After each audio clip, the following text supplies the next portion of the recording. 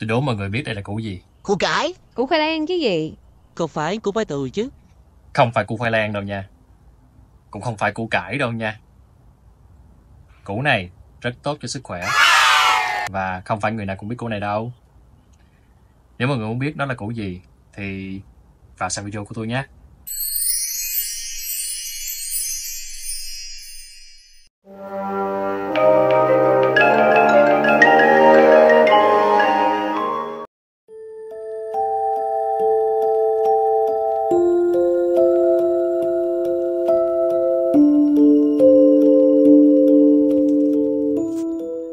Ủa, củ đó là củ gì vậy ông Nghĩa?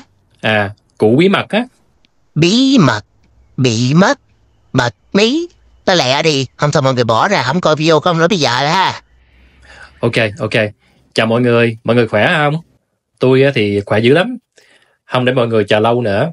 Hôm nay tôi ra đào khoai sâm đất vô để nấu ăn nè. Hồi đầu mùa xuân á, tôi có trồng 3 bụi khoai sâm đất. Ở Úc nó gọi là gia con đó mọi người. Cái cây này dễ trồng lắm. Cứ bỏ xuống chỗ nào mà đất tơi xốp tí xíu ha, có nhiều phần hữu cơ á, rồi cứ để vậy cho ông trời chăm sóc thôi.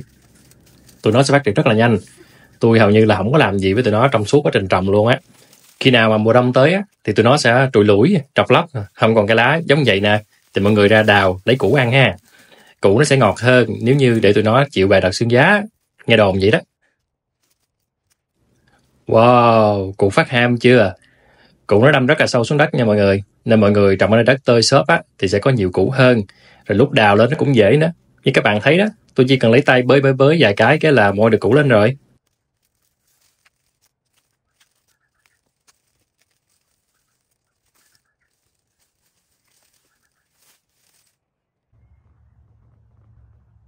Có một bụi thôi đó, mà nó bao nhiêu củ đó. Giờ đếm cái được bao nhiêu củ nha. 1 2 3 4 5 6 7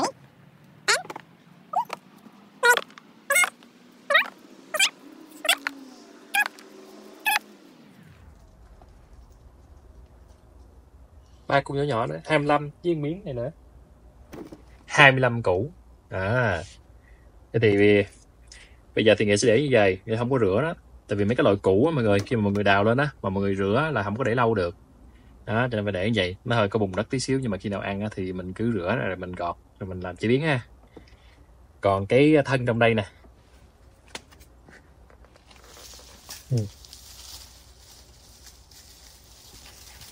Nè, mọi người thấy không? Đây cái củ nè. Đó, mình có mấy cái củ đỏ đỏ nè. Đây củ trắng nè, cái củ trắng này là mình sẽ ăn nè. Còn mấy cái phần đỏ đỏ này thật ra nó chính là cái cây con đó mọi người. Đó, Nghĩa sẽ để ngày mai Nghĩa sẽ cắt nó ra, rồi Nghĩa sẽ dăm cây con mới. Đó.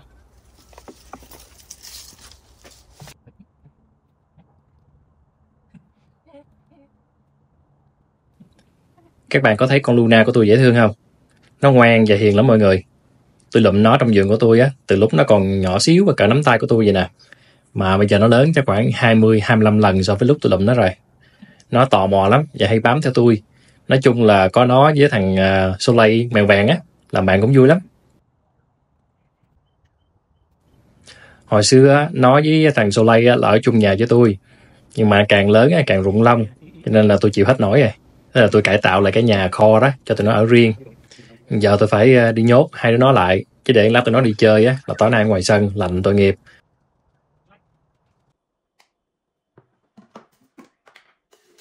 Hôm nay tôi sẽ làm món sườn non hầm khoai sâm nè, thịt ba rọi kho khoai sâm và nấm khô và salad khoai sâm. Cách làm thì nói chung đơn giản lắm, chắc ai cũng làm được hết á, nên mọi người chịu khó xem video nha. Tôi làm video để ghi lại và chia sẻ với mọi người cuộc sống độc thân của tôi á, chứ tôi không bao giờ nấu ăn, nên mọi người thông cảm ha. Tôi nấu ăn chủ yếu là để chăm sóc bản thân nè và tập tành nâng cao kỹ năng sống của mình, chứ đâu có dám chỉ dạy ai cái gì đâu. Nhiều khi nấu ăn dở ẹt mà ra vẻ chỉ dẫn này nọ, tao mọi người cười chết.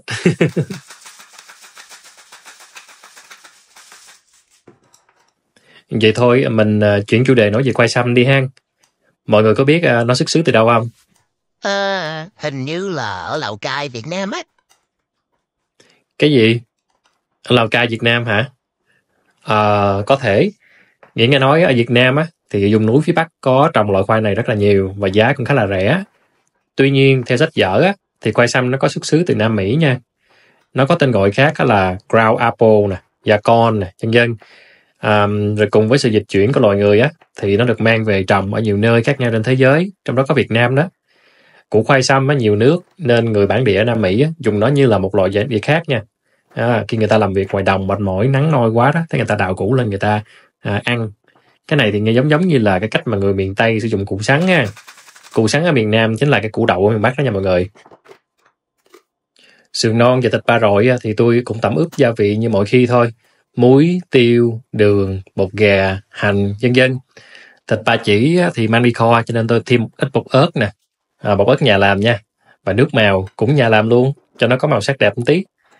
Thịt đó ướp để đó khoảng chừng 10-15 phút rồi hãy mang đi nấu nha mọi người. Theo kinh nghiệm nấu ăn ít ỏi của tôi á, thì ướp khoảng lâu đó là vừa đủ á.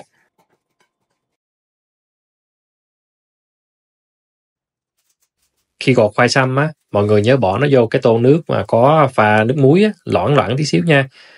Tại vì nó dễ bị thâm lắm, do có nhiều chất oxy hóa đó mọi người. Trong khoai săm nó có chứa sắt nè, protein nè, pectin nè, canxi, đạm, đường fructose, axit béo, vitamin A, vitamin C và nhiều khoáng chất khác nha. Đây đều là những chất dinh dưỡng có lợi, tốt cho sức khỏe và cần thiết cho cơ thể á. Cho nên nghĩ là ăn khoai săm sẽ tốt ha. Khoai săm nó nhiều nước á mọi người, nên nếu mà nấu lâu quá đó, nó sẽ bị rã. Nên tôi nghĩ là mọi người nên cắt miếng to tí xíu ha. Và đợi khi nào mà những thứ khác đã chín hết rồi á, thì bỏ nó vào nấu hoặc là xào gì đó, chừng 5-10 phút là được rồi. Nấu lâu quá rã hết trơn à.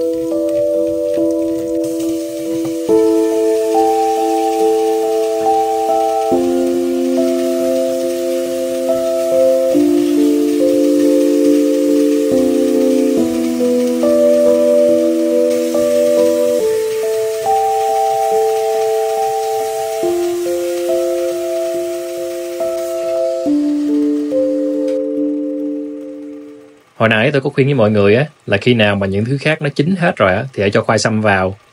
Cái đó là rút kinh nghiệm từ cái nồi thịt kho này nè. Đáng lẽ là tôi nên cho nấm khô vào kho trước, rồi khoảng 5 phút sau á mới cho khoai săm vào. Nhưng mà không, tại vì đây là lần nấu đầu tiên mà, nên tôi quất hai thứ vô cùng lúc luôn, rồi đậy nắp nữa chứ, cho nên khoai săm nó bị quá mềm. Rút kinh nghiệm, lần sau làm sẽ mượt mà hơn. Tôi quên nói với mọi người, khoai săm á, tuy nó có lợi cho sức khỏe, nhưng mà không phải ai cũng ăn được đâu nha. Ai mà đang mắc bệnh viêm gan á, hay là viêm túi mật á, thì không nên ăn khoai săm, bởi vì nó có thể làm giảm sự thèm ăn. Rồi ai bị rối loạn chức năng thận ấy, hay là mắc bệnh gút á, mà đang điều trị bằng thuốc thì cũng không nên ăn nha, tại vì nó sẽ làm ảnh hưởng tới tác dụng của thuốc á. Vậy nên là mọi người cần phải chú ý xem coi là mình có phải thuộc cái nhóm mà chống chỉ định ăn khoai săm không nha.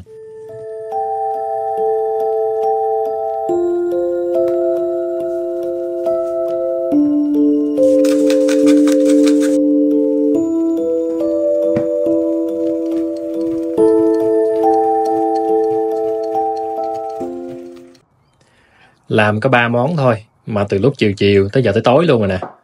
Thật ra là mới có hơn 5 giờ tí xíu thôi mọi người. Nhưng mà tại vì mùa đông á, nên mặt trời lặn cái là trời tối đen liền à. Bây giờ á, thì mọi thứ đã sẵn sàng rồi. Dọn ra, trang trí cho ngon con mắt tí xíu, rồi ăn thôi.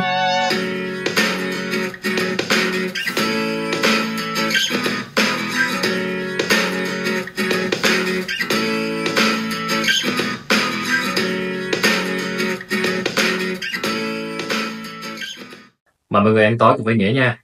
Hôm nay thì chúng ta có khá là nhiều món ăn làm từ củ khoai sâm. Ở đây thì Nghĩa có món salad khoai sâm nè. Cái đó là chúng ta có món thịt kho khoai sâm với lại nấm. Món này là món canh khoai sâm với lại cà rốt. Và theo truyền thống người Việt, cơm trắng. Cái món salad này nè thì Nghĩa chỉ lấy cái khoai sâm gọt vỏ ra thôi, xong rồi thì xắt ra, trộn tí xíu với lại bột ớt và muối, có thêm một ít lá cà rí nè, cho thơm đó.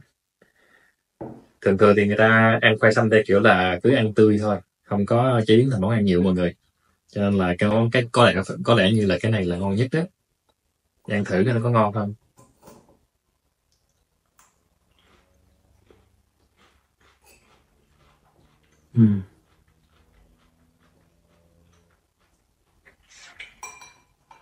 Nó có cái vị của củ đậu mọi người, ở miền Nam gọi là củ sắn á đó. Mà nó có cái vị của củ cải trắng nữa đó. Nó cũng hơi là lạ, nói chung ăn cũng được thôi, cũng không có gì hấp dẫn lắm.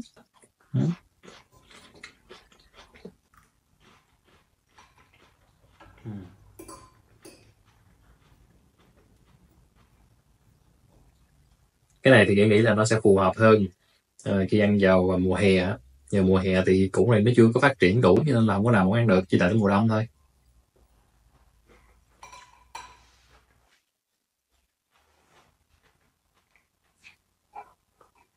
Còn món thịt kho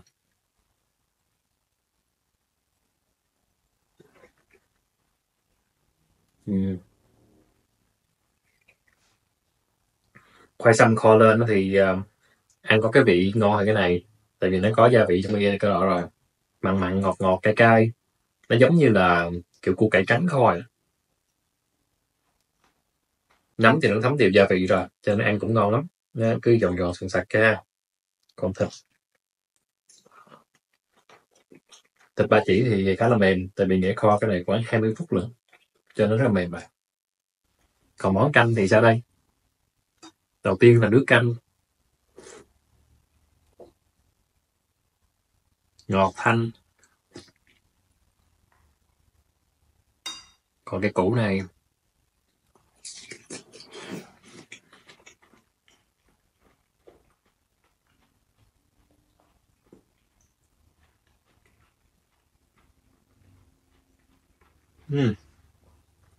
nó hơi lạ mọi người. Bên đây nè mình ăn giống củ sắn nha, bên đây giống củ cải chứ. Còn cái món này á thì ăn ở phần ngoài á thì nó giống củ cải với củ sắn trộn lộn, còn trong ruột á thì nó giống trái su su mọi người. Ăn nó mềm mềm vậy đó, có vị ngọt thanh thanh vậy đó.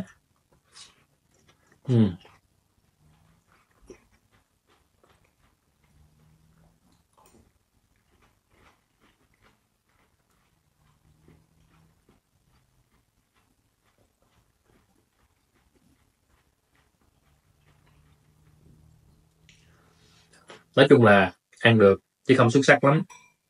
Nghĩa thì Nghĩa không nghĩ là mình ăn sống, tại cái vị này Nghĩa cảm thấy ăn không quen. Nhưng mà khi kho thì nó giống cái vị của củ cải, cho nên là ăn được. Cái này cũng ngon. Nói chung là nếu mà nhà mà trồng được một bụi á thì làm được cái món này thì Nghĩa là ăn được thôi đó. Về sức khỏe thì nghe mọi người nói là khoai sâm rất là tốt với sức khỏe, thì cố gắng ăn thôi, chứ còn nếu nói về khẩu vị thì có lẽ là sẽ có khá là nhiều người chê đấy, nếu như mọi người cảm thấy là nó hơi bị nhạt nhẽo á. Nhưng đối với Nghĩa thì Nghĩa cảm thấy là nó ổn. Nếu chúng ta chịu khó nấu rồi tẩm ướp gia vị kia nọ thì nó ăn cũng khá là ngon. Rồi tiết mục tự nấu, tự ăn, tự review, đó là hết. Cảm ơn mọi người đã tham gia. Nếu mọi người thấy video thú vị, vui lòng like và đăng ký kênh của tôi nha. Xin cảm ơn mọi người rất nhiều. Chúc mọi người nhiều sức khỏe.